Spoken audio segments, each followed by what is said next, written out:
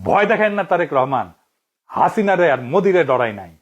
আপনাদের দাবনানি দিয়া ঠান্ডা করিয়া দেওয়া যায়, ডর আপনারা পাইবেন। হাসিনা দিছিল না, একবার ঠাসি দিয়া বালুর ট্রাক সরানোর ক্ষমতা ছিল না, হেডম ছিল না, হরতাল ডাকতেন আর নিজের পড়না পল্টন অফিসের সামনে 20 জন লোক হয় না। আপনারা এখন ভয় দেখাইতেছেন। হ্যাঁ, কারণ হাইসেনি এদিতে শেষ হাসায় দেয়। আপনাদের নেতা মির্জা আব্বাস হেভি হেডোমালা নেতা, বলে পুলিশের ভয় প্রাণ ভয়ে দাঁড়াইতে পারে নাই নয়াপল্টনে। নিজেদের মাপে অন্যদের মাপতে যায় না, ভুলে যায় না। আপনারা যখন ঘরে ঢুকে গেছেন তখন আমরাই প্রতিরোধের আগুন জ্বালায় রাখছিলাম। ডর দেখায় না, আমরা ভয় পাই না, আমরা কাউকে ভয় পাই না।